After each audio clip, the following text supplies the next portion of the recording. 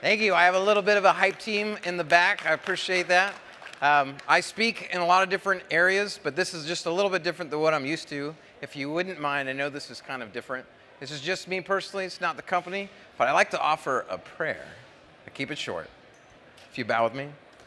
Holy Father, Lord, we come before you. We thank you so much for your goodness, for the gift of your Son. We ask that you might have your hand over all those who are present in their business, in their life, that you would watch over them. And we ask this in Jesus' name. Amen.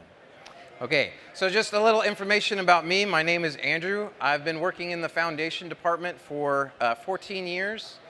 And unlike a lot of my colleagues, we have our executive vice president here. I don't have a background in trucking, but I have learned so much through people like Louie. And I don't know if you are familiar with OOIDA, but I wanted to give you just a little bit of a brief introduction on who we are and what we do. So our acronym stands for Owner-Operator Independent Drivers Association. We have about 150,000 members nationwide, and we were started in 1973 by truckers for truckers. And that is our sole objective, and we keep that going forward. We have an advocacy group where we help to fight for the rights of all truckers. So that's just a little background of who we are and what we do. And today what I'm going to do is I'm going to talk about creating a business plan. So we know that this industry is high reward, but it's also a very high risk. And so I'd like to share just a couple of charts with you that kind of paint this picture of perhaps the dangers of entering into this business. So we know from the Bureau of Labor Statistics, when we look at companies that are under transportation and warehouse, and I know that is not necessarily all trucking, but we look through and we see the survival rates of businesses. And we can see very clearly that a lot of new businesses fail. So within the first year, 20% of all new owner-operators will fail. Our own statistics at OOIDA would actually have that a little bit higher. It might be closer to 30% actually. And by the fifth year, it's over 50%, and I would imagine that's closer to 60. So say we had 100 people here, you were all wanting to get your own authority. Statistics tell us that about 30 of you will not make it in your first year, and by year number 5, over half of you wouldn't make it. And that to us is a very scary number, and we don't want you to be a statistic, so that's why we do this, creating a business plan. It's one part of what we call Truck to Success. It's a 3-day seminar that takes you through everything from becoming a leased-on owner-operator to becoming an owner-operator under your own authority. And so our sole goal in that is to basically show you how to do it and also to see where you might not want to go forward. Maybe you're happy actually where you are, seeing all the ins and outs. So I don't want to scare anybody, but we also want to be very realistic. So this is another chart, again from the BLS. And what this is doing, it's showing the cumulative survival rates for establishments by birth year. So what you see here on the x-axis, the horizontal axis, is years of existence. And what you see on the y is the percentage of those who are still in business. And what you can see, obviously at 0, everyone's still in business.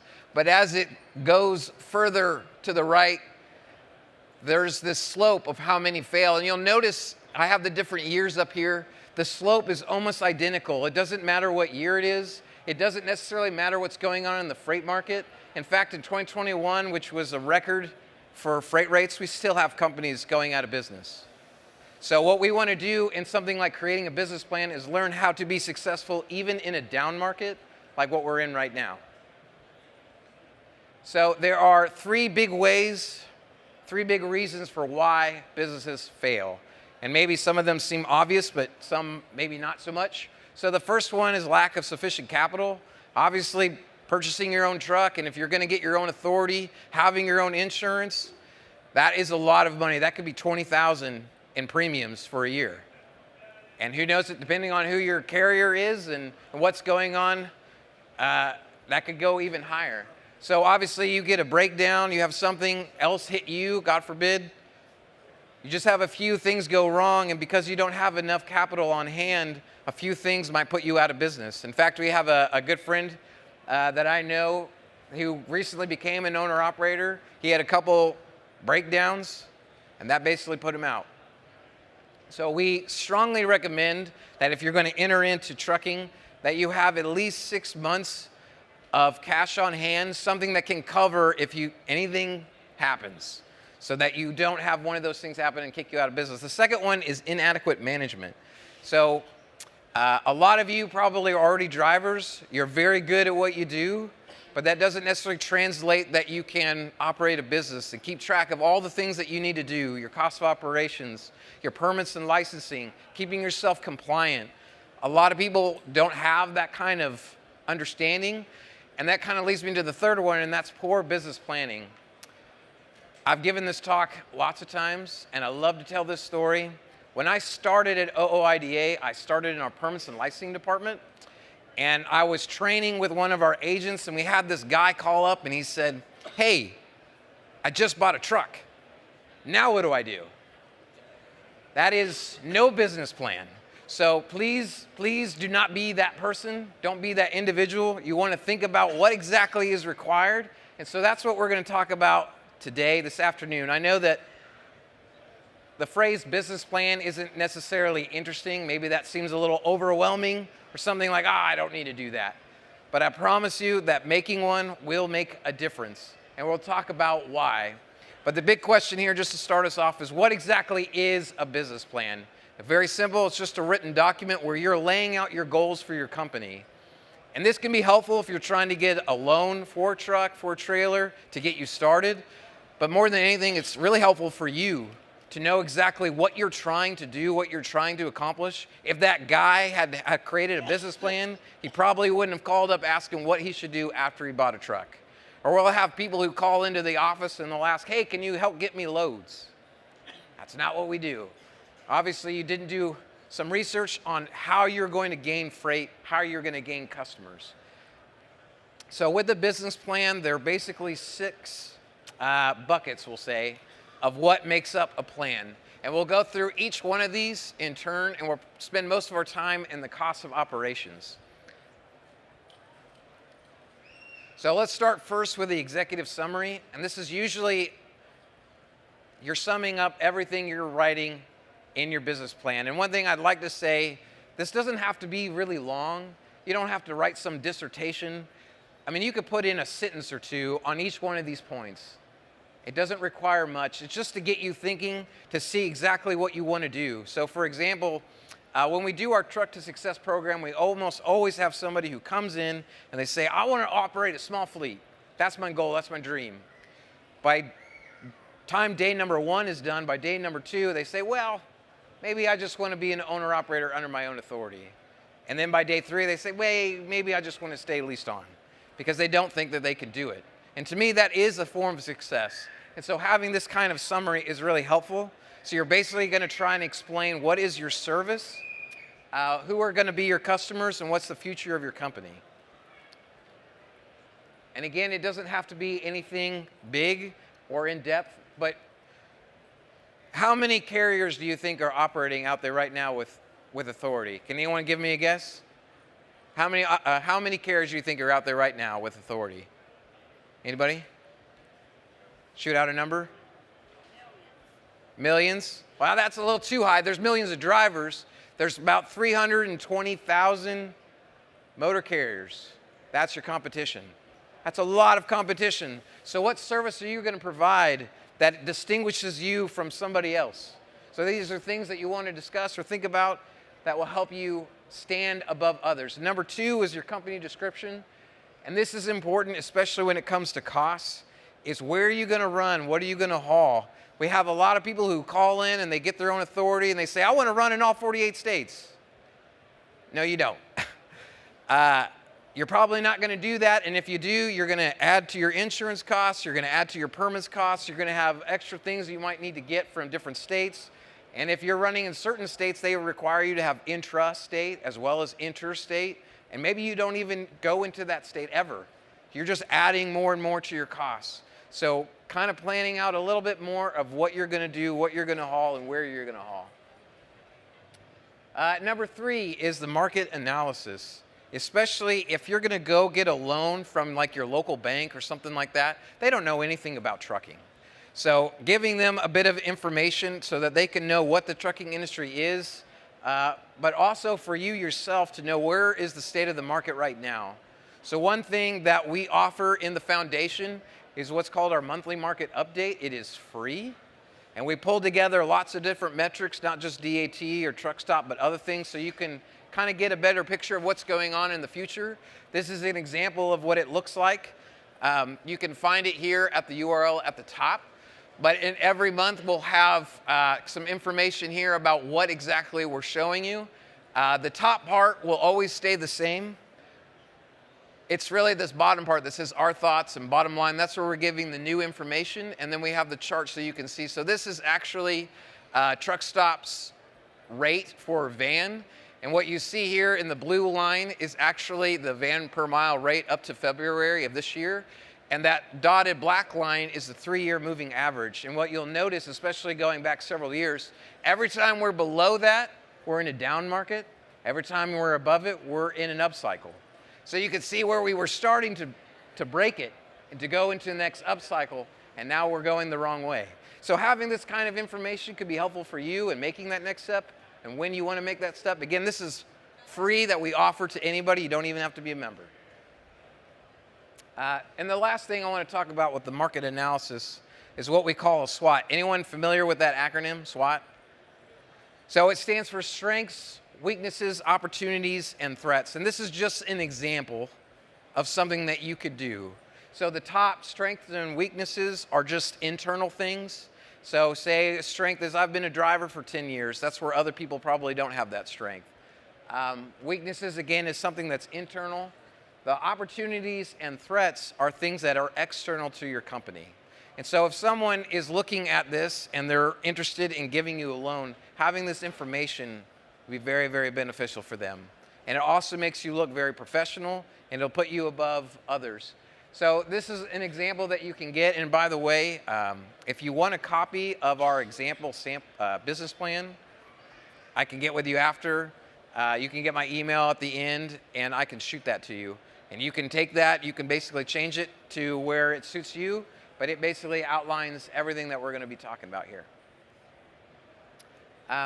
We're going to move into this fourth one, and that's market strategy. And this is something that I feel like a lot of people don't consider when they're becoming an owner-operator, because again, like I said before, there are 300,000 plus carriers out there that you have to distinguish yourself from.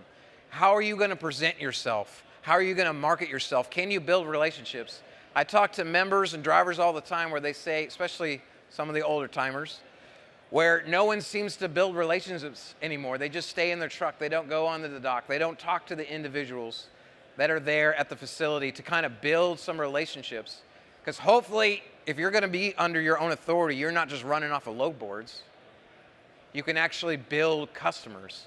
We actually have some of our board members who I don't see at the moment, but they run exclusively direct freight. And then only when necessary do they run a load board or something like that. And that's how they're able to stay successful even in down years, because they're insulated and protected from what's going on out there on the load boards. So growth strategy and marketing, one little simple thing is what you call your company. I see some absolutely crazy names out there, and maybe they sound cool to you, but when you're trying to get business and you're giving it to some shipper or receiver or some small manufacturer, they're probably going to go with someone who has more of a professional appeal than someone who has some crazy name. Just as a little example. And so what we're going to spend most of our time this afternoon on is cost of operations. That's kind of my specialty, and we talk about this a lot. So I'm going to start with this very first part of fixed versus variable. And I know that some of this might be rudimentary, but just in case you're not aware, fixed costs are those things that you have to pay no matter what. So your truck payment, your trailer, your insurance, even if you're down and you're out, you still have to make those payments. So when we're talking about trying to control our costs, we're not so much focusing on that, though you can control your costs by the equipment that you buy and making sure it has a return on investment. But really what we're focusing on is those variable costs. So things like fuel, tires, tolls, permits, things that you don't necessarily need. That's what we want to try to control.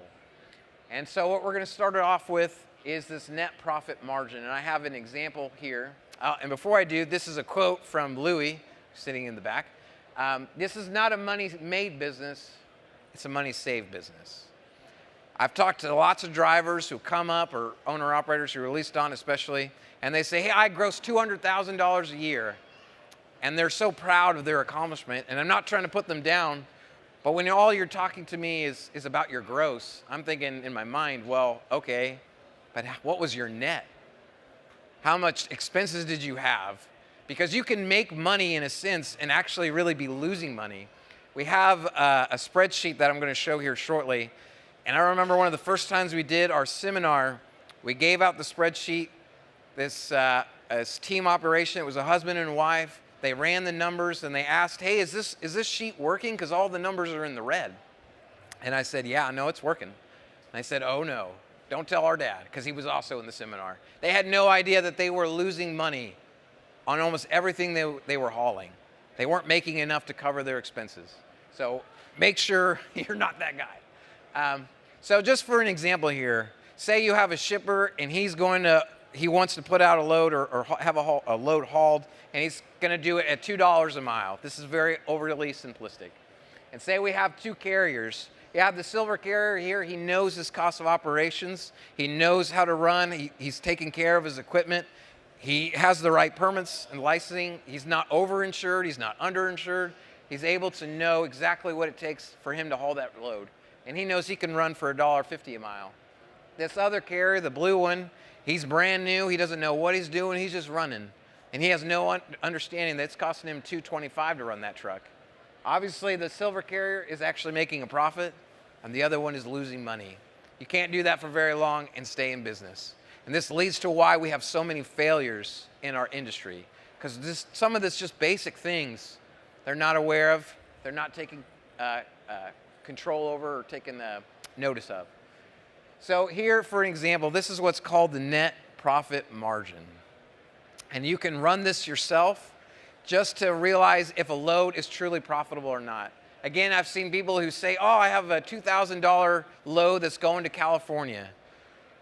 Well, how many miles is that? What's your cost of operations? That might seem like something big, but if you break it down, you're getting almost nothing. So this is one way you can control that. So simple, you're going to take how many miles is your trip, what are they paying you per mile, and I know this is low, this is just for easy math, okay? And say you know that your variable costs are 92 cents per mile and that your fixed costs are 38 cents per mile. So you're going to run this.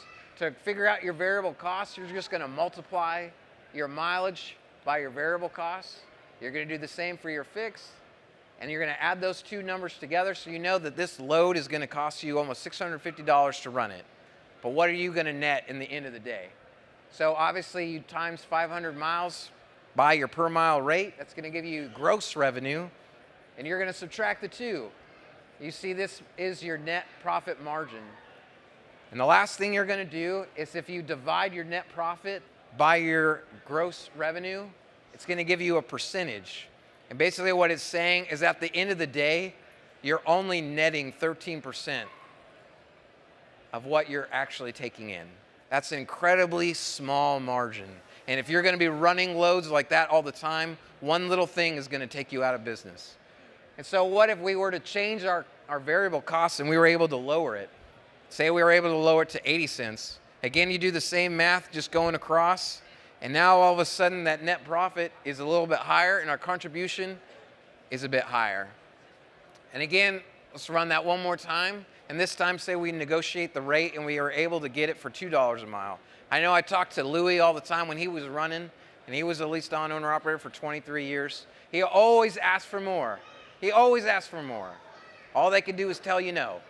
It's better to try and negotiate rather than just doing nothing. In fact, in our surveys, we ask members, how often do you negotiate a rate? And it's around 30-40% never even try to negotiate the rate. And you can see a big difference in their profit next to those who actually do negotiate or at least try. So running that again across the board, our gross revenue now is a bit higher and our contribution margin is higher, but we want that to be even more than that. So say we're able to lower the variable costs and we're able to raise that rate. Again, we run that math across the board, and our net profit now is about 40% that you're netting on every load. And we actually, in the calculator that I talked about before, and I'm going to show you here shortly, it'll do this for you automatically, where you just plug in a couple numbers and it'll do the math for you. So this, to me, is one of the most important slides that we're going to show. This is average owner-operator cost per mile. That's going to be in the left column here. In the far right column, it represents large carriers who are your biggest competitors in many cases. And you'll notice from what we're showing is the big difference here. If you go down the line, a lot of these are not that different. But what's the biggest difference here? Can anyone point it out? Between the left and the right? Between small carriers and large carriers? It's the fuel. That is a huge difference. That's almost 30 cents per mile difference in just fuel. And just as a shameless plug, OOIDA does offer a fuel card under, is it Trucker's Advantage is what it's called. That is a huge benefit, because what you don't have that a large carrier does have is leverage. And so that's where something like OOIDA is very helpful to lower your costs. And that in itself can save you a lot, because that is your biggest competitor. So if you want to find this cost per mile calculator, this Excel spreadsheet, go into the URL here. You're going to scroll down the page, and you're going to click on the download the spreadsheet. And it's going to look, oh, I didn't put that in there. It's basically, you can put in your own information, and it'll calculate it for you. And if you have any questions about that, I can walk you through it after our little talk here. And of course, we'll have time for questions and answers at the end. So the next thing we're going to move into is cost of operation ratios. So basically, these are measuring the health of your company. And a lender is going to want to see this, but it's also good just for your information to know where you're at as a company, and are you in the right area in order to weather any storm. So the operating ratio is basically seeing how efficient you are at limiting your costs and generating revenue. Your working capital is going to be how your kind of current cash on hand. Can you handle bumps in the road? And then the last one is how much of your company is leveraged by debt. We're going to talk about each one. So the first one is operating ratio. And so this is the simple formula here. You're going to take your operating expenses. So I'm not talking about debt. I'm not talking about your truck trailer payments. This is just your cost to go down the road, and then your operating revenue. So that could be anything like cash, it could be accounts receivable, things of that nature. You're going to divide those together and multiply it by 100 so you can get a percentage. So say we have this carrier here, and he knows that his total operating expenses for a year are $150,000, and he knows that his operating revenue is $200,000. He divides that, and he realizes that his operating ratio is 75%. In other words, 75% of everything he's making is being consumed by expenses. This is actually this would be a good number. So large carriers operate around 90%, and sometimes they get pretty close to that 100 or over, because their market model is basically they want to try and get as much customers as they can. But that's not how you are going to operate. In fact, if your operating ratio is around 90%, that is a big red flag that almost anything could put you out of business. So what you want to do with this is you want to check this not just once, but I would check it once a quarter and see where you're at. Every quarter, what's your operating ratio? Hopefully that number is going down. The lower it is, the better it is. If you're over 100%, that means you're losing money. That would be very bad, of course. So next, we're going to talk about working capital ratios. So this is just your current operating revenue and your current expenses. So again, you're not talking about debt. This is basically just to see how much cash you have on hand. And lenders are going to check this. They're going to want your information. They're going to want your bank statements. They're going to look through all of this to see if you're a safe person to loan money to. So this would do you a big favor and them to have this kind of information on hand. So you're going to take your current assets, so anything that can be liquidated very quickly, so not necessarily your truck, and then your current liabilities. So again, we're not talking about debt. You're going to do two. So, for example, say this carrier knows his current assets are 250,000. He's going to divide that by his current liabilities, and that's going to give him a number, and it is 0.8. Obviously, if you have anything over 1, that means you are losing cash quicker than you are acquiring it, which would make you someone that I wouldn't want to lend money to. You want that number to be low. You obviously want it to be below 1. And we'll get to, at the end, we'll show what those numbers should be, what you would want to see in something like current assets versus current liabilities. So the very last one we talk about is debt ratio. So this is looking at how much your business is leveraged by debt. So if you got a loan for your truck and then you wanted to get a trailer, or maybe you wanted to expand your business and get a couple of trucks under your fleet, this is something a lender is going to look at to see if you are a safe bet. Because if too much of your company is leveraged by debt, then might not be someone they want to loan money to. So you're going to take your total debt and then also your total assets. You're going to put all that together. So again, for simple math, say this carrier knows that his total debt is $150,000, and then his total assets are $250,000. He's going to divide that, and it's going to shoot out a percentage. So 60% of his company is leveraged by debt.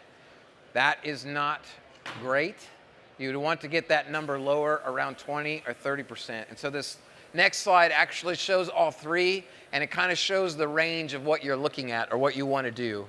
And I think I misspoke on the working capital. If it's below 1, that means you're bleeding out cash. You want that to be between 1.2 and 2. If you have too much cash on hand, for an example, not that this is the end of the world, but a lender might think, well, maybe you're not using your cash wisely. You're not reinvesting it into your company. You're not expanding your business. But that might not be necessarily something that you're interested in. But overall, for an operating ratio, you want it to be at least 75% or lower. And on your debt ratio, you want that to be closer to 20 or 30%. And this is something that would be really good for you to run beforehand, especially if you've already been a leased on owner-operator or you know some other people who are in the industry, to get an example of some of what they're running, what their costs are, to give you kind of a gauge of what you might need in order to start your business and to move forward. And then kind of the second to the last thing we're going to talk about is what's called funding requests. So if you're interested in getting a loan, maybe you don't have sufficient capital or you have some, and you want to know how much would it actually take to kickstart your business. This is just a little example of what you could do. So you want to do your projected budgeting needs. And you could probably find a calculator online that will do some of the amortization for you. But say, for example, you're going to get a $100,000 truck, used truck, or maybe, well, yeah, it would be used, and with 18% interest. And you're just going to run the numbers of what it would take to have a new truck, a new trailer, what's going to take to have insurance, what it might cost you to have licensing and employ yourself. Hopefully you're paying yourself, as well as having cash on hand. And you could just run those numbers and you could see what exactly you might need in order to start your trucking business, that it would be perhaps around $200,000. And that might be a scary number for some, but what we strongly recommend is that you run leased on for a while before you jump into being an owner-operator. And what we hear all the time in the association is someone who just has a dream of being an owner-operator. They don't necessarily have good credit, and they enter into what's called a lease purchase agreement, which is a horrible, horrible idea. Not that some can't succeed. There might be some in the audience that have that. But we strongly recommend that you do not enter a lease purchase. We have people who call in all the time. They never end up getting that truck at the end of the day because the person that you're usually leasing that truck onto, they control everything about you. They control your freight, they control your money, and it makes them more money for you actually to fail and put someone else in that truck than you to get that truck. So again, I strongly recommend that you run leased on for a while before you make that jump. Not that it's a have to, but it's something that we recommend in the office because we see more people succeeding when they do it that way. And then the very last thing on the profit and loss on your budget needs. So if you use that cost per mile calculator, this is actually not that bad. It's going to list off some of these costs, some of this revenue, and you're just going to project it forward for each month on what you expect in your profit and loss. And this is something that, again, a lender is going to want to see in order to give you a loan. They want to make sure that you are a profitable person to invest in. And the very last thing is an appendix. So in your creating your business plan, this might be something where you want to put in your insurance, your licensing, your endorsements, things of that nature, just for if you're going to go to your local bank or someone else, they know that you have got all your ducks in a row and you're someone that they can invest in. So at the end of the day, your business plan should be simple. It doesn't have to be rocket science. It doesn't have to be something long. Hopefully it's understandable, not just for you, but for others, readable and realistic. Like I mentioned before, a lot of people don't have this understanding of what it's really going to take to enter the industry. They have these big aspirations, and we understand that. But the last thing we want to do is have you invest in something like a truck, a trailer, and lose everything. So this is my contact information, and if you are interested, this is actually just one part of our Truck to Success seminar. Again, it's a 3-day seminar. The dates for it this year are October 21st to the 23rd. You can join us in person. You can also join us online. In person, it's located in Grain Valley, just outside Grain Valley, close to our headquarters. And we do offer a discount here at the show. It's $100 off. And we have that, our booth, if you were a little bit elevated like I am, you can literally see the top of our booth. We have a big sign that says OOIDA above it. But you can find more information there. You can also access the recording of Truck to Success, so you wouldn't have to wait till October. You could watch it now if you wanted to. It's about 16 hours of content. It's broken up into small segments, and you can watch that at your leisure. And you, of course, will be able to call into the office and ask lots of questions. So in this seminar that we do, we talk about how to set up your business for tax purposes, talk about what to look for in a truck, a used truck, what to look for a carrier if you're going to lease on, pitfalls for leasing agreements, and then we move into the really difficult stuff, and that's all the ins and outs of what it takes to have your own authority. So being in a drug and alcohol consortium program, getting your insurance, having back office compliance. I mean, it's crazy. All the things that are required. And then we kind of end on how to gain freight, how to gain customers, how to deal with brokers, the ins and outs of factoring. I imagine a lot of people factoring. We tend to recommend that people don't do that, and why. And so you can find that all here at our Truck to Success website and in our 3-day seminar. So with that, I will take any questions that you might have right here. And can we get, I don't know if Louis can run the mic. And again, Louis here is our Executive Vice President. So if you want to talk to him after the show or after this, you can as well. Right up here. Thank you. So you said it's better to lease on to a company. Is it impossible to become an owner-operator right out the gate?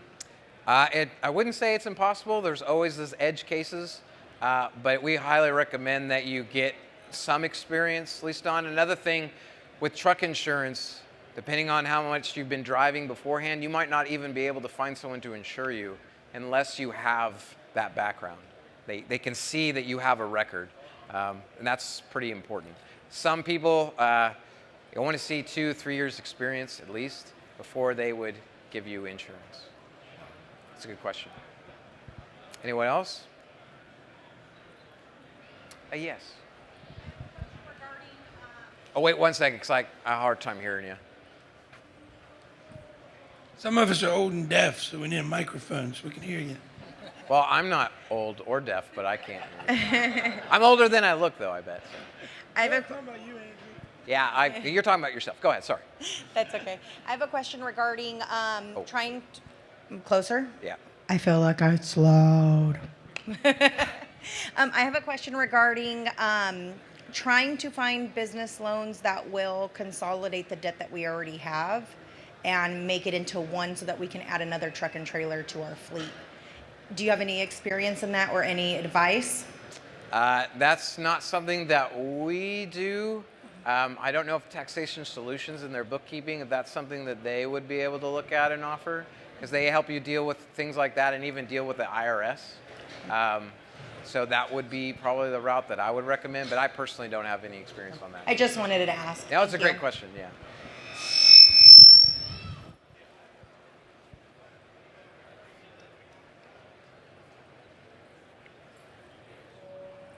Anyone else? Yeah, over here.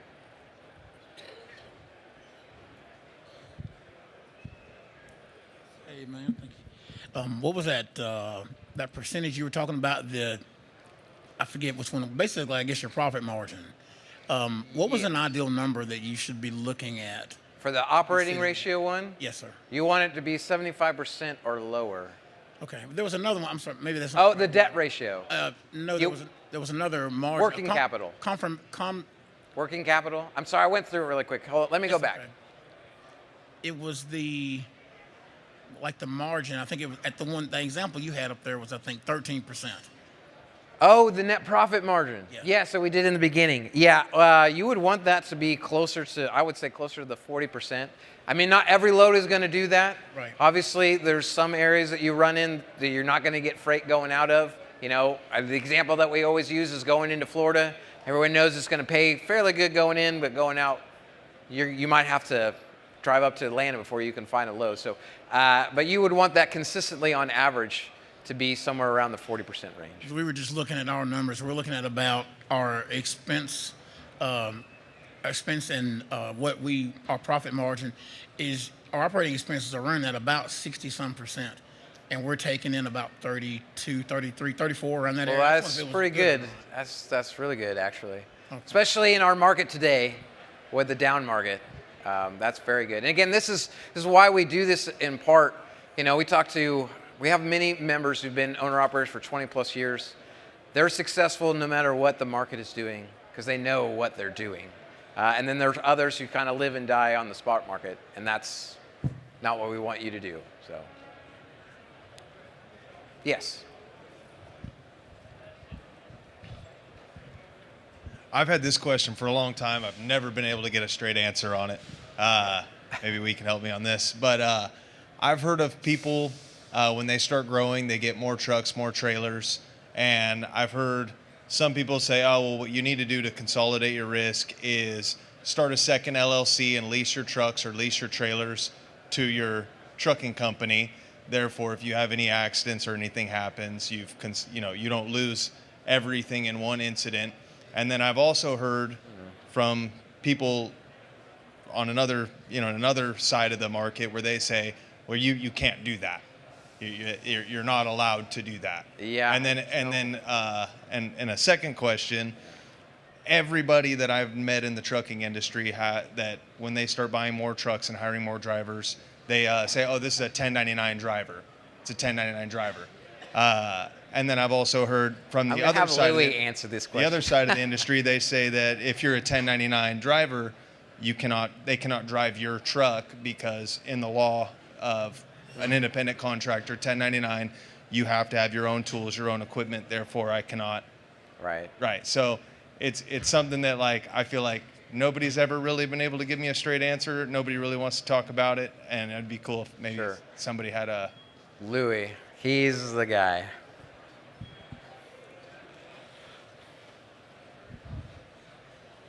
Great questions. Excuse me, I'm about to lose my voice, but great questions. As far as the LLC and all that, you need to talk to your tax preparer, who your accountant is. That's all that's where you need to make your corporation. Corporations, you hear all these advertisements and all this crazy stuff on the radio. They're not going to protect you. Something happens, they're coming after everything, including you. So if you're getting a corporation for protection, don't. Get corporation or set your corporation up for taxes and for returns and stuff like that. So talk to those people first and foremost. The second question was, To 1099. Oh, the 1099, yes. I know this happens. Happened to me 30 years ago. 21-year-old dumb kid went to work for a small business carrier. He paid me on a 1099. That's illegal.